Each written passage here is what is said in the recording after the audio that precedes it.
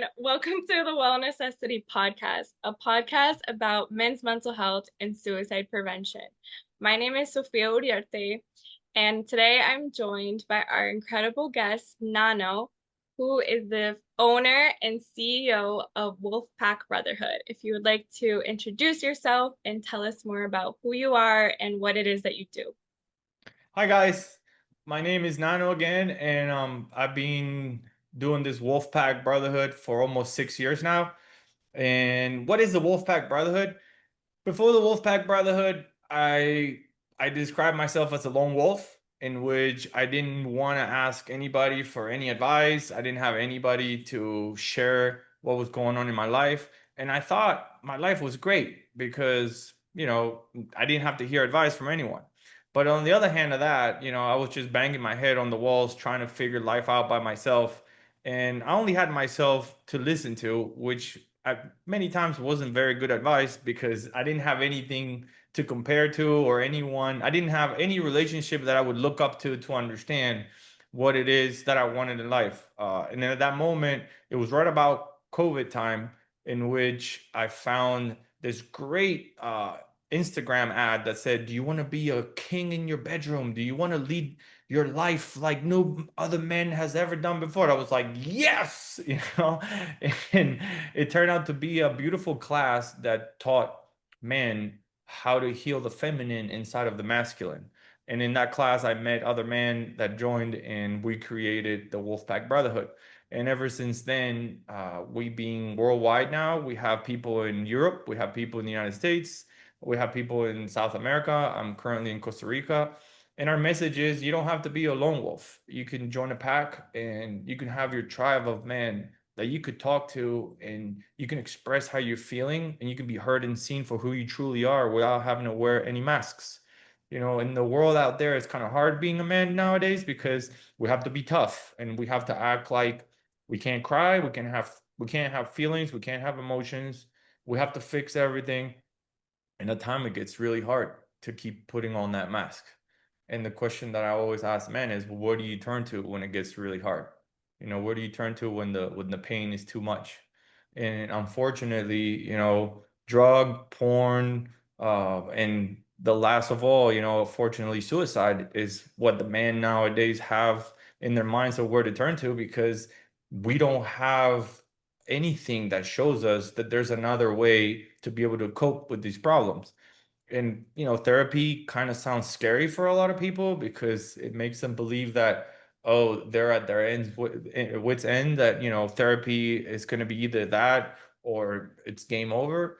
So we have this beautiful organization in which we meet once a week, every week for 2 hours, and we let the man open their hearts. And one of the golden rules is whatever you have in your brain that is telling you do not say that, that is exactly what you need to say to be Woo! able to let it out, That's to a be able tough to free. lesson, but I love that. Oh, wow. Okay. Well, thank you so much for just being here today, for your time, for your presence. It is such an incredible gift that you are offering the world. I speak from my own perspective, I would love for more men to do this type of work. So if I could just backtrack you a bit, how did this journey start? Um, I know you mentioned this course, but I'm sure there was a lot more steps involved where it wasn't necessarily like you graduated and you're like, okay, I've accomplished all the inner work now. I'm done, like what, or even like before that course, like what was going on for you in your life? Like what were some of the challenges and what were some of the first steps that you took towards your healing? It all started before that, like you said, and almost 90% of the guys, of the men that joined the wolf pack, have kind of the same story. It started with a woman. She was my second wife, and she said that I needed to go get friends, you know? And at that time, I didn't like to go to the bar. I went to the gym, but the guys at the gym I didn't get along with. And I play video games. And I was like, I have friends online that I play with. And she's like, no, no, you need to have real friends. And it came to the point of, she said, either you go get friends or we're getting divorced. And she sent me an information about men's group. And I said, like most men say, I'm not gonna go to a group of guys that you have to pay a monthly fee to go talk to strangers about what? And I was like, well, it's either that or you got to hit the road. So I was like, all right, I'll start that. So that's when my journey with men's work started. I was able to join a group that already existed, and I felt so welcome, to be able to Can I speak. pause you really fast? Yeah, I'm just curious, when you were met with that ultimatum, did you feel like defensive or part of you that was like, oh my God, she's overreacting? Like, what does she mean? Like, I have to get friends or you're gonna divorce me? Like I I felt like felt scared. your mind could have gone a lot of places there. Oh yeah, I felt scared. And the only reason why I felt scared, and most men do, is because my only source of love, because I didn't know how to love myself. And that's another big issue. And the only source of love that I had was from this woman. So if I didn't make her happy, then she wouldn't love me. And if she wouldn't love me, then I would be devastated because I didn't know how to love myself. So that was my first reaction. It wasn't like, You if were you want to willing go to take do the garbage anything out, that it took to amend the relationship is what come I'm again. hearing. That you were willing to do whatever it took to Oh make yeah. amends in the Uh, relationship. Okay. Yeah, there was no negotiating. It was like, oh, my wife is gonna leave me if I don't have friends, and if she leaves me, all my source of love goes out the door because I didn't know how to even begin loving myself. I would do everything, and this is what Mr. Nice Guy, there's a beautiful book out there. I would do anything to make her happy, and the only reason why that was is because I want her when she was happy to love me, and that just filled my Yeah. heart. And so you joined this group. I'm sure it wasn't like, okay, like 3 months have gone by. Now I fully loved myself. Okay, like here's my friends. Like what happened? What were your thoughts going into it? What were the beliefs that you had about what men's groups were and what did they look like now coming out of it? It gets really interesting. Um, I joined the group and I was able to dump, like I always say, empty the tank and dump all my fears, all my worries, everything that was going on in my life. And not only I was heard and seen, but also everybody is a mirror of everyone. In that group, I think I had 10 guys. And by expressing all my fears and my anger, and my doubts, and hearing other men express theirs, it started to become a safe place in which I could try to learn how to grow. I didn't even know what holding space was. I thought holding space was just to hold someone with your arm. So, I started to learn And all if of this. there's people listening who don't know what that means, if you want to share your definition Sure. with them for them. Yeah. Yeah, holding space is not just holding an empty space. To hold space, it means to be able to be present and to be able to listen to someone and just to sit in that and not react and not respond and let someone express how they're feeling. Us guys, we're really good at fixing. We just want to fix, fix, fix, fix, fix. And the second that we hear something from a partner saying, "Oh, I have a problem with such and such," we're like, "Okay, you have a headache? Take a Tylenol." And sometimes our partners don't want to hear take a Tylenol. They just want us to say, "Well, what's going on?" You know, we try to like dismiss the problems as fast as we can, onto the next, because we don't want to have that pain or that, arguing or that angst of what is this going to? Because now if you have a headache, if I say something, then you're going to be mad at me. So holding space is just to be able to listen to your partner and hear what they're trying to say without trying to fix it and asking questions to get deeper of what it is that's going on with them. And that was like a crazy concept for me. I was like, wait, I don't have to fix, if they have a Yeah. headache, take a Tylenol. That's simple. I Like, mean, why? as you're saying this, I also would imagine that a lot of men feel this sense of like almost a dopamine hit of like, all right, yes, I was able to solve your problem. Yeah. And when you're just listening, it feels a sense of maybe helplessness of like, I didn't do anything to support you. All I did was listen. When in reality, that's that is what a lot of women want. So We're I not trained for that. That's the problem. We don't go to school, and in school they teach us like how to hold space, or even like what type of the five love languages, between men and women. So that way you can understand your partner. If you keep giving gifts to your partner and your partner doesn't care about gifts, then you start creating a grudge. I give you gifts, you should be happy. Why aren't you happy? So there's all these beautiful things that I've learned in the men's group that started opening up my eyes, like, oh wow, like I had no idea about this. And this is where it gets interesting. The person that actually guided me to go join a men's group helped me realize how I didn't love myself, how I didn't know any of this. And once I started clicking on all cylinders, I looked at the person and I said, unfortunately, you're not the person that I want in my life. So that was like a big turn of events, to not because she was a bad person, just because I always wanted to be with someone to just make me happy. I hear this a lot from guys. What do you want in a partner? I just want a woman that's not gonna complain. And it's like, wait, hold on. Like, you complain too. Everybody complains. There's got to be more in life that you want from a and partner. only having your peace, yeah, like Exactly. And I had no idea. I just was like, I just want to have a woman that, makes me feel, that loves me, that doesn't complain, and when I do things, is happy. You yeah. know, and then when you start pulling, on this wire, and then you start realizing, wow, there's so much more in life to not want to have somebody that's going to make you happy, that's not going to get mad. That's when I realized, wait a second, it all starts with me. Why am I pointing fingers at what do I want from my partner? The question is, who am I? Like, what do I want from me? Who am I? And how can I love the person that I am to be able to be loved by another person too, and not to fake who I am, so that way I can get that love, which is very temporary, it's very superficial, because as easy as it comes, as easy as it goes. So that was the story how I began doing men's work. And then I was divorced. And of course, when I was divorced, I was like, wow, I figured it out. I know what I want in life. And then, just like the universe works, as soon as I know what I want and what I want in life, COVID hits.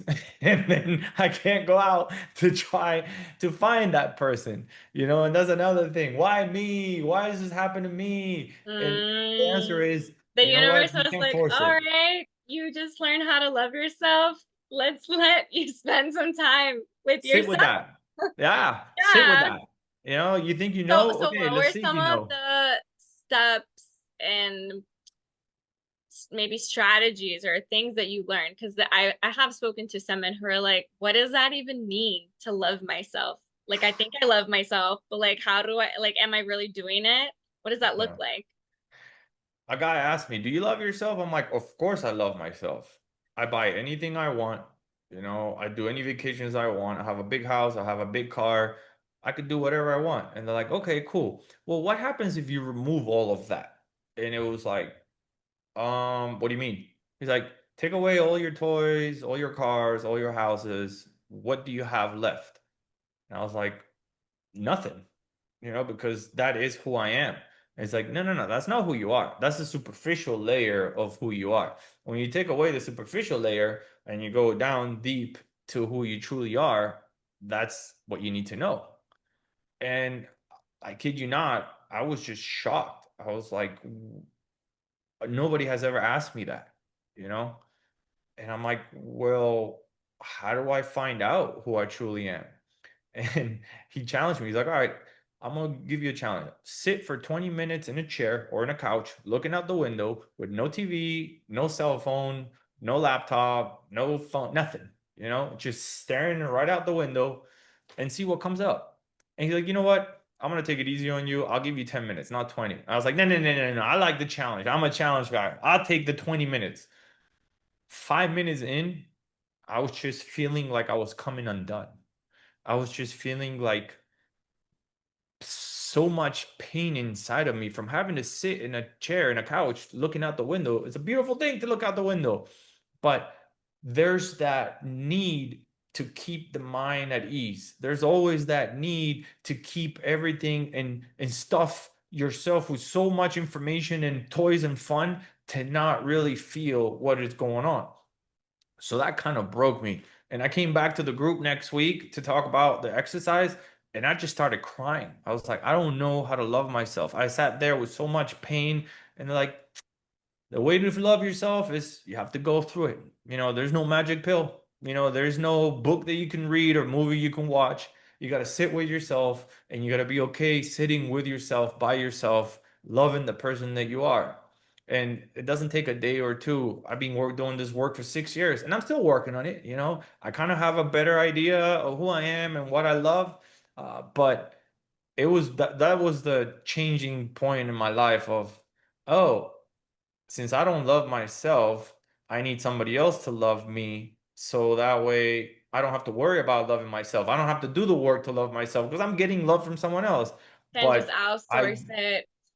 Yeah, I've seen this play out in some men in my life, and it's truly such a journey, and I believe self-love is a daily practice and not this destination that we get to, and yeah, it's rainbows and butterflies. Like, it's gonna take work, and it's not linear either, where you're there and all over the place. yeah. So, okay, that's an incredible challenge. I haven't heard this sitting at the window technique before. Oh yeah. When you did sit with your emotions, for the audience who's new to this work, like, how would you sit with your emotions? Like, just describe what that looks like. Well, back then when I did it for the first time, I didn't even know how to sit with my emotions. It was kind of like when I heard hold space, I'm like, what is this? Why Yeah. am I feeling so challenged to just sit? Why am I feeling so angry and antsy and like I want to do something? I want to fill this time with something. I want to grab a phone. I want to watch TV. I already saw the birds. I already saw the trees. It's like I need to have some sort of thing happening in my brain to soothe this pain that I have of just sitting at peace. So it was hard, like I said, but I started learning, okay, what is it that I do in my life to be at peace? And I was like, I meditated, which was really hard to meditate for me, but I meditated. I was like, oh, I'm good. I meditate. Well, that's just like the tip of the ice. It's like I needed to do stuff that will make me feel that I was happy with myself being out there doing nothing in the nothingness. So I started going to the park with my dogs on a walk, which I thought walking was like a really waste of time. This is this is how my brain was. It's like there's nothing more useless than walking because it takes a long time. You're not burning a lot of calories. You're not really sweating. You're just walking, and it's boring because when you're walking, what do? You're just looking at stuff. Yeah. But So, then there was like the other part of you that was like, okay, maybe quieting the noise, having the yes, space for self-reflection, I can finally hear what's going on inside. yeah, So if I have to do it with my dog, all right, cool. Let's move exactly. on. So I started going to the parks and walking with my dog in the park and started sitting with the idea that I'm okay if my mind is not entertained 24/7, by scrolling, by watching, by playing, by doing. And that started to like tone it down a little bit more in, my need for the addiction for visual attraction. So that's when I started in the path of like, okay, once I started to slow down, I could start feeling my body. I didn't even know another thing. You need to be in tune with your body. What does that mean? How do you become in tune with your body? If I go like this, it hurts. Does that mean that I'm in tune with my body? And it's like, no, there's much more than being in tune with your body than just feeling that your body is there. So to make a long story short, that was the beginning of learning how to love myself. If I eat pizza and wine every night at 12 o'clock at night, my body's not happy with that. Maybe I needed to change this. I always used to get fixated on diet. Oh, if you do this diet, it's going to be good. And this is not a diet. This is a lifestyle. And I had to understand what it meant to be a lifestyle. It's not like, oh, you're just doing it for a month or 2 months and then you get off. It's like, no, I want to have a healthy lifestyle. I don't want to drink anymore. What do I drink? When I drink, I get stupid and I say silly things, and then I have a headache the next day. Oh, because everybody drinks, and I want to make sure that I'm included, with society. But I was like, I don't like to drink. So step by step, now that I started to slow down, I started to question myself. Why is it that I do this? You know, why do I want to drink alcohol when it's not good for me? Why do I want to go to the gym?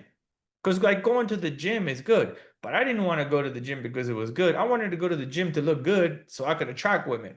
And then once I attracted women, I didn't want to go to the gym anymore. So I'm like, I need to find a way to love who I am, not for other people, but just for me, you know, and that's pretty much how I started loving myself. Oh, that's beautiful. I feel like you really were just able to unwind and get to the heart of like what are my values? What are my true what's the direction that I want to go towards in my life path and purpose? And after sitting with those previous beliefs and programs and analyzing each of them, you start to, it's like an onion, like you peel back like who's the Exactly. real me. And so Yeah. going back to the men's spaces, um what was the moment in your life when you realized that more of these groups of, as you said, like the lone wolf returning to the pack, when did you notice that this was so needed, and what moment, if any, was that first spark that made you want to start creating Wolfpack Brotherhood? I was already previous to that, I was already in another men's group, which I love because it was my first taste of being able to cry in front of other men and being able to get embraced and hugged by other men as I'm crying. And complete strangers, you know, because they're not my family or my friends. These are guys that are just showing up. I went to a men's weekend retreat, and that weekend retreat just catapulted me into, wow, this is my purpose. Like I want to be able to share with other men that you do not need to be a lone wolf, you know? You don't need to figure this out by yourself. There's other men out there that actually care, although they don't know you, that they care that if you need a phone, somebody to pick up the phone to talk about whatever's going on, they're going to be there on the other line. So when I started doing the group in Amsterdam, I also started learning a lot more about feminine and masculine and all these other beautiful concepts. And after I was finished with the course, I told the guys, hey, I already been doing men's work. If you guys want, we could do a group. We could start a group just between us. And we did that almost for a year. And after the year, I saw so much growth in myself and these other guys. I said, guys, we got to open this up. We got to open this up to the world. And, you know, to be honest, there was a lot of fear inside of me of like, who am I, this little peon that thinks that I can open up something to the world for other men that, you know, I'm not a therapist. I don't have the degrees, you know, of like to be able to take serious of who I am. But on the other hand, I said, you know what my degrees are? I tried to commit suicide twice, you know? I fucked up and I lied and I cheated and I stole and I felt like crap for so many years. I have an 18-year-old daughter now that I've been through hell and back to. That's my credentials. And I have a PhD in life. So I was like, I think I'm pretty good being able to sit here in a group of men to be able to lead men and not have to worry that I don't have, you know, certification. And the way that we run our groups, I'm not a therapist, I'm not a coach. I'm just the one that opens the group. And the magic happens when all the men open their heart and we all start communicating and sharing our stuff, our stories, and our life. So that's when we open up the wolf Yeah, pack. We're like, that's we got to so do it. powerful. Like, and therapy, is not for everyone. Some people might feel a lot more comfortable in a space with someone that personally has been through it and surrounded by other men who have had similar experiences. So I appreciate you being vulnerable with us and sharing your past experience. I'm so glad that you're here, still here with us today. Yeah. Um, and if you could, I'd love, just out of curiosity, knowing what are some of the challenges that a lot of the men in the groups are coming to you with. The majority of the challenges, like the same way I joined the men's group, it comes from not being able to communicate, express, or understand a partner.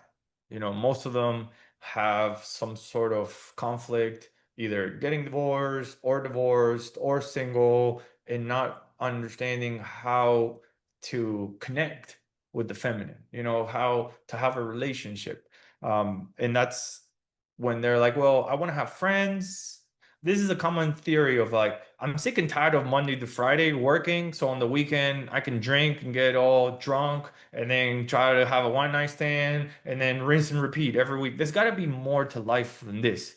There has to be something else outside of having my group of friends that we all get together and we all get drunk.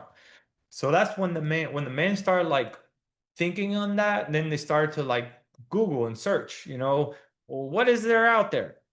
And unfortunately, a lot of men are very scared. Are very scared to show up. They're very scared to come to a group and show themselves because us men, we always wear the mask of like we're great.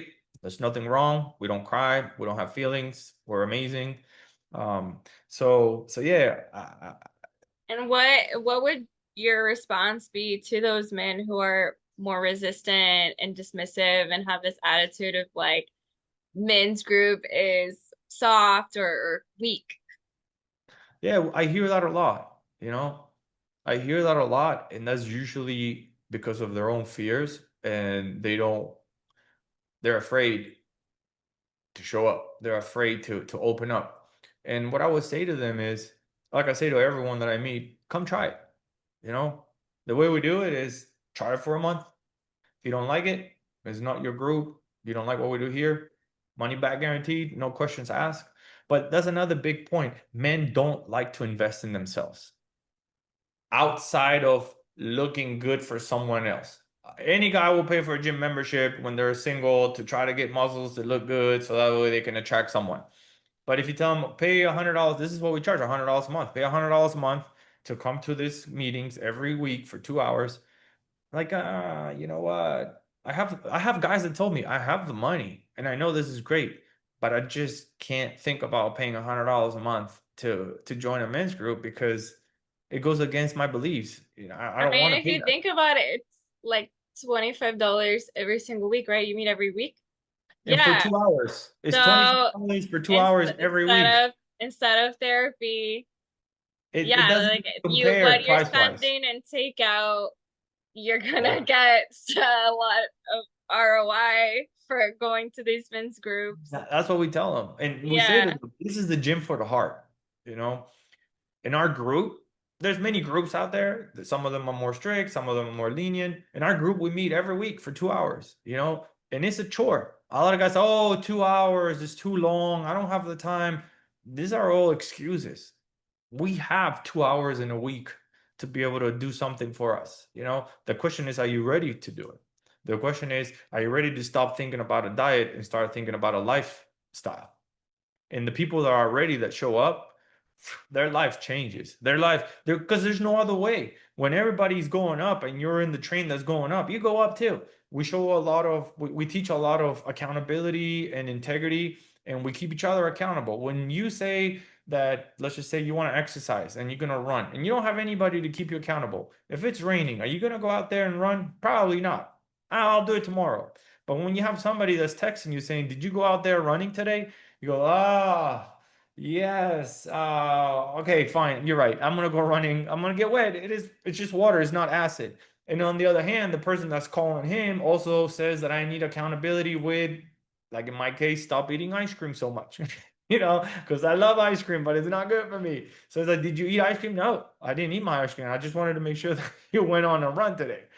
So that's keeping each other accountable to see. I always tell, this is the man you are, and this is the man that you want to be. How do you get to be the man that you want to be if you have nobody else to keep you accountable by yourself? That is really hard. There's a lot of guys that can do it, and I'm really happy for them. But there's a lot of men. There's not a lot of David Goggins out there, and there's a Yeah. lot of men that is really hard to keep accountable for themselves. So that's what I would say. The guys that are like in the fence of like wondering if they're gonna do it or not, or what is this weird thing about, just try it. And if it's something that it fits you, and if it's something that you're in the season for, because sometimes we're just not in the season to open our hearts. We're not in the Yeah. season to be vulnerable. We're not in the season to try to change. We're just so stuck in the season of I gotta work really hard because I gotta make this quota at the end of the month, and it's okay. That's fine too. Our doors are always open, and whenever somebody would like to try it, we're here to open our doors and welcome them. That's beautiful. I truly know that when the student is ready, the teacher will appear. And it's not Exactly. going to be by coercion, force, sometimes the ultimatum in your case comes from the wife, and that's beautiful, but a lot of times it happens when you're ready. So I love that your doors are always open for when any of the men listening to this feel like they want to try it. I'm, you know, The doors are always open. And we I had have guys no that skin in came. the game, but I would love for whoever hears this, if you feel curious about it, I'm sure that Nana would be happy to explain more about what the group looks like. If you want to share, maybe, like somebody might be listening, like, man, 2 hours. Like, what are you guys talking about for 2 hours? Or like, Yeah. kind of like the structure, or Yes. Yes. is it virtually? Like, you want to talk about? On Meetup, we have the Wolfpack Brotherhood South Florida, and we meet every Wednesday at 6:30 p.m.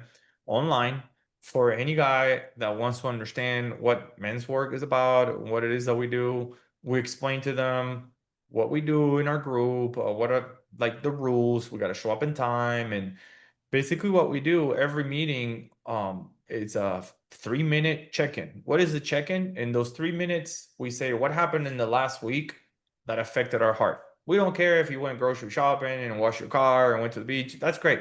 We want to hear what happened and what affected your heart in a positive manner or in a negative manner. This is not just a place to go dump and like, oh, doom and gloom.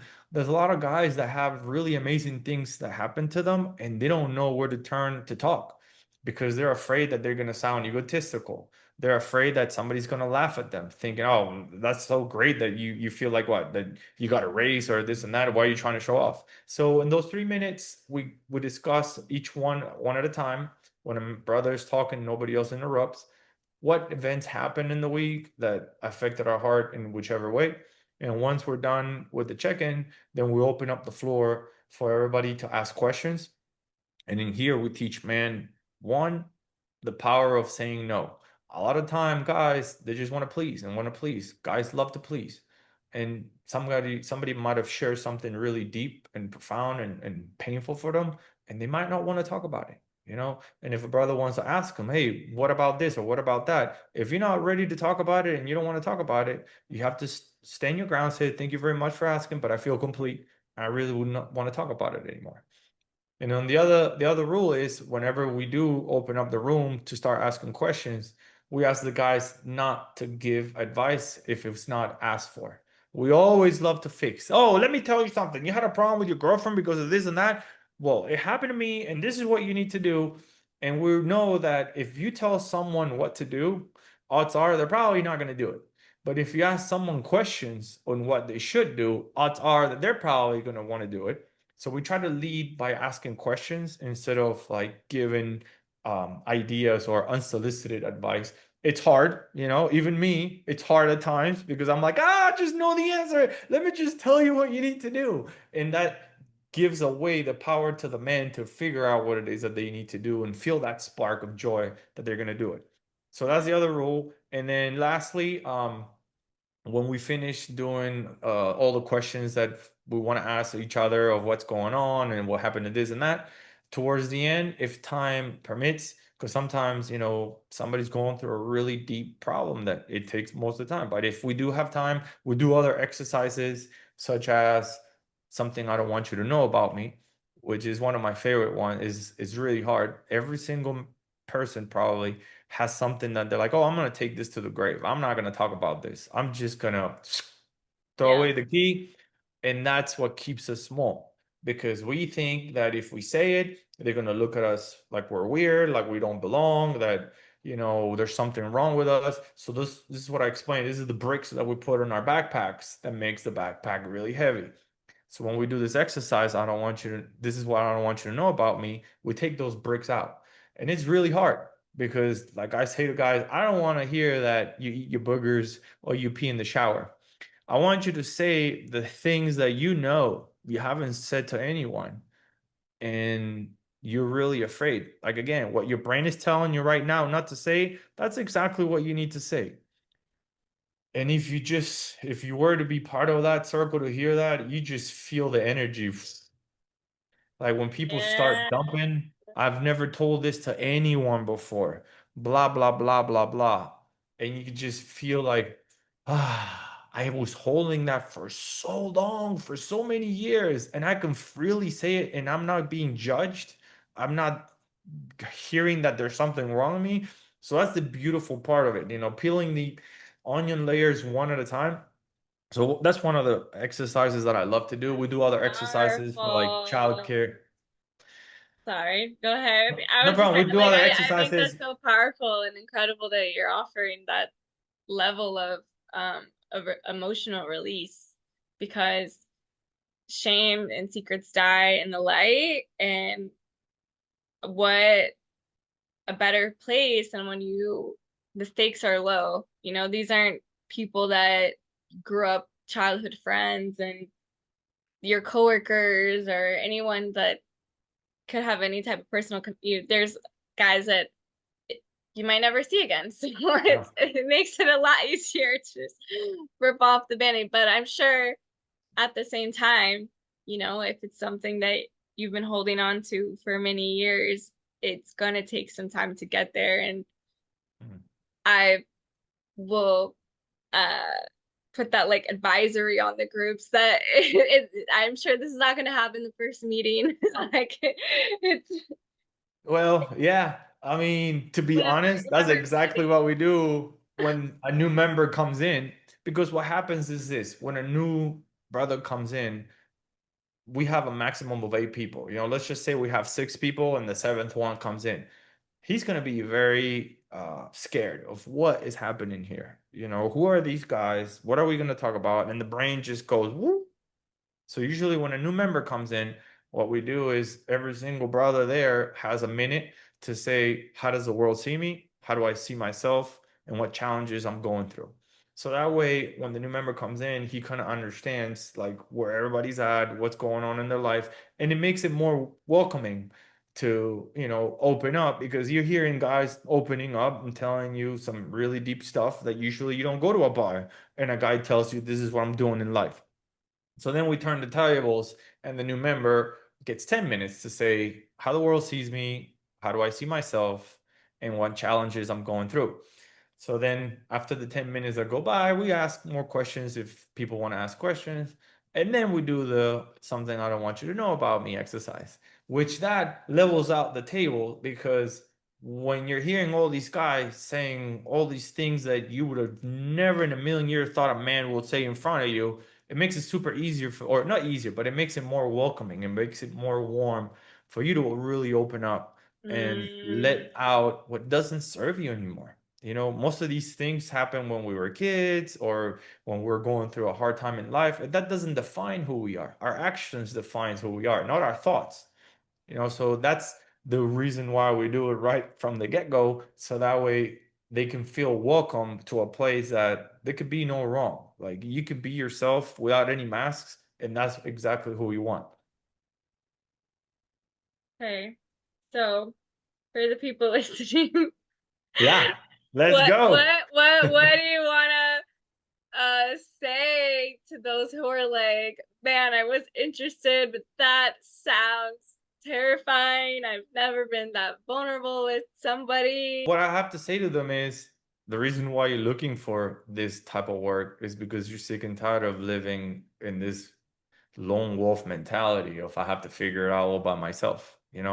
And when you truly open your heart and you become vulnerable, that's when you start seeing who you truly are and you try to find your purpose. A man without a purpose is like a ship in the sea that is just getting blown away by the wind, going left, going right. I want to please this person. I want to please my wife. I want to please my family. I want to please my kids. And then your tank is empty. When your cup is empty, then you say, well, why me? Why me? Why is this happening? So what we try to show is first you need to fill your cup. As cliche as it sounds, in the plane they said when the mask comes down, you got to put it on yourself because if you try to help somebody else and you pass out, you can't help anyone. So I know that it might sound scary. I know that it might sound challenging, but that's the way that we run our groups to open up our hearts and see how beautiful it is to be vulnerable in front of other men that are not going to judge you, that are not going to tell you that you're wrong, that are going to hold space and hear you and understand you and help you, whatever it is that you need help with. That's very powerful. The dropping of the mask, of the armor, and just tapping back into the heart. And I think a lot of guys have maybe never in their life experienced being accepted, held, and in a space where that modeling of another man being that vulnerable with them was shown, and for Yeah. them. So I feel like there's a lot of healing, not just in releasing it for yourself, but also to experience other people sharing and them still being in a space where everybody knows they belong, they're accepted, and they're loved. And Yeah. just seeing that constantly being reinforced of this thing doesn't take away from your value. Whatever the biggest secret trauma experience that you have, it still means that you have intrinsic worth and that you're deserving of love no matter what your past is. Like there's guys that are ready and here to hold space for you and that want to listen to your story and want to be in this beautiful brotherhood with you and help you get to your goals. And you're doing a retreat soon. Yes. So Costa Rica, Yes. correct? So why don't you Yes. tell the guys about that upcoming retreat? October 3rd to the 5th, we're going to do a weekend retreat here in beautiful Costa Rica, is where I live. And we're going to do a lot of exercises to peel the layers back. We're going to do sound healing, breath work, cold plunge, sweat lodge, embodiment exercises. We're going to do exercises like something I don't want you to know about me, and other exercises that are going to help us really relieve ourselves from all this pain and shame and guilt or whatever it is that's like holding us back from being the best version of ourselves. Be in Turrialba. It's about 2 hours away from San Jose. We have everything scheduled to coordinate pickups from the airport or the hotels to take everybody to the retreat. And this place is just magical. It's in a mountain in the middle of nowhere, and just being in that peace, like we were talking about earlier, being in nature and just slowing down, it takes you to another journey by itself. The beautiful thing is we already have, I believe, 10 brothers coming from all around the world. Like I said, we have guys from Amsterdam, guys from Romania, guys from Florida. I have another brother from Australia. And I have a guy from Spain coming. And we're gonna all different ages. You know, we have, I believe, from 25 years old to 60 something years old. Wow, And it's it's love it's, that. it's a beautiful way to explore yourself in an environment that it's so alive. Costa Rica is it's a live jungle. That's why I moved. I used to live in Florida and I moved to Costa Rica because I wanted to create a weekend retreat center. So that way I can do my weekend retreats in Costa Rica. We're already doing weekend retreats in Florida. And this is the first one that I'm doing now in Costa Rica. And it's a beautiful, amazing setting place that will take your breath away. Oh wow, what an experience. I hope all of you listening can go, and if not, that there's many more to come. You can follow Wolfpack Journey, Wolfpack Brotherhood, sorry, on Instagram Okay. and stay tuned for all of their events. So why don't we end with this question? If you could have every man in the world understand this one thing about themselves, what would it be? Oof. All right. I would say that you're safe and you're loved, and you don't need to reach out for it. It's all in there. We just have to find it. And how do we find that? By joining your tribe. You know, joining your tribe of men that can be there and support you and help you find that love that's inside of you. That's so beautiful. Thank you for sharing. Okay, so if you'd like to share with us where the gentleman listening can find you and connect with you further. We have a website, wolfpackbrotherhood.com, and there you can find the retreat, a whole page that explains everything we're going to be doing on the retreat. We also have an Instagram, wolfpack_brotherhood_INT for international. And I believe we also have a Facebook page in that connects to that. And that's all places they can find us. Awesome. Well, thank you so much for taking the time. It was incredible speaking with you today, Nano. Best of luck, and I'm sending you lots of love and blessings for you on your journeys. Thank you so much, and hopefully we can do this again soon. Yes, thank you. Bye.